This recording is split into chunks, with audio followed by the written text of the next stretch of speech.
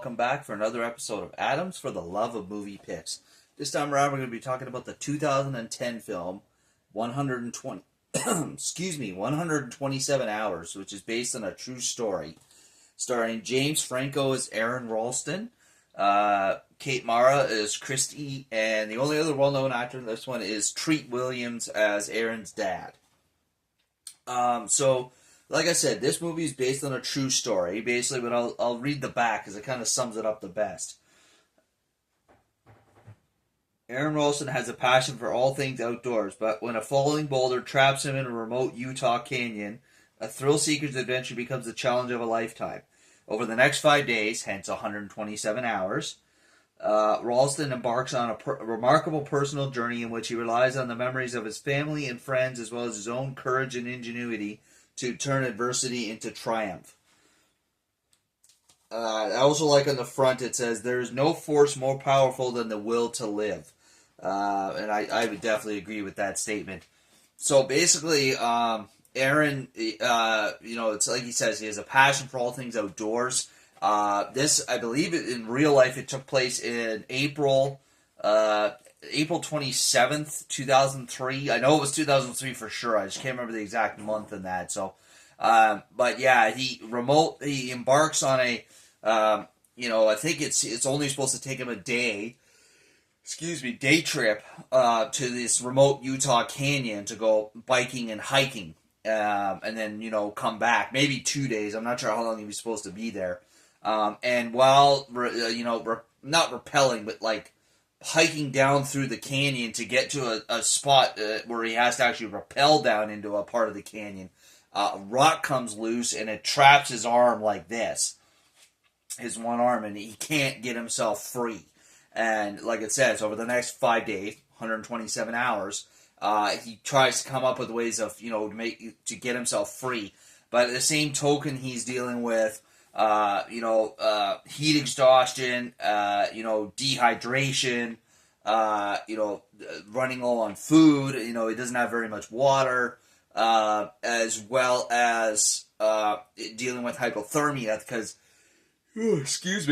even though the canyon gets really hot at night, it can get extremely cold. So he had to find ways to try and keep himself warm because he wasn't planning on being there overnight or more than one night. So he didn't bring any warm gear per se. So he uses different things, like he wraps his legs in the climbing rope, his neck in a climbing band. Uses his backpack to put over his head. It's kind of ingenious, the different things he used to try and keep himself warm. And then, he was smart enough to realize that, hey, I might be stuck here a while, so he rationed his water to the best of his ability as well, and his food. So, basically, over the course of him being stuck there for the 5 days, 127 hours, he recalls his life and, different parts of his life and memories of his life. Trying to think, hey, if I led a good life, what am I going to miss most if I end up dying here? And he thinks of, his mother and his father and different members of his family and things that he's done in his life. The major factor is for him having to get himself unstuck is that he stupidly didn't tell anybody what he was doing. And it basically, it wasn't until he didn't show up for work he left on a Friday night, slept in his truck, got up in the morning, did his thing, and got stuck there on the Saturday afternoon. And he wasn't due back to work till Monday, so it wasn't really until Monday that anybody noticed him missing. And even then, they didn't know where he was, because he never told anybody where he was going, which is kind of stupid on his part. So it was up to him to free himself. He tries different various things, obviously simple things, tries moving the boulder on his own, it's stuck good or it's too heavy, can't move it, tries chipping away at it with this utility knife that he's got, or a utility tool that has a knife, that doesn't work. He tries, looping his climbing rope around and trying to pull it that way like a lever, and unfortunately that doesn't work. His ultimate solution that frees him is quite dramatic, but I mean, like it says, there's no force more powerful than the will to live, although I don't know how many people would be willing to do something like this to free himself. Now, Spoiler alert, and also, folks, if you're a little bit squeamish about stuff, you might want to mute this part. I've seen many a horror movie, and this scene in the movie kind of rivals any gory horror scene that you've ever seen. In order to free himself, he has to cut off his own arm, a portion of his own arm. Basically, it's how he does it, though. I mean, they got to be in detail to show you what he had to do to free himself. It's enough to make even the most diehard horror fan cringe. I mean, he's got to break his arm. He's got to break the bones in his arm, because you can't really cut through bone per se, at least not with the knife that he had. So he torque breaks his arm because his arm is stuck. So he bends it to the point that eventually the bones snap.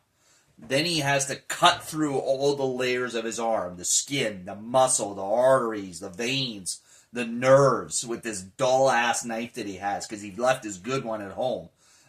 It's quite squeamish, but I mean, it gives you a sense of realism of what he had to do, not only free himself, but to cut his own arm off. I mean, it's quite impressive and really inspirational that he did this because he wanted to live so much. So yeah, and then of course, he goes on to lead a pretty inspirational life after this. So yeah, if you've never seen 127 Hours, like I said, there's only really that one kind of squeamish, gory part of the movie.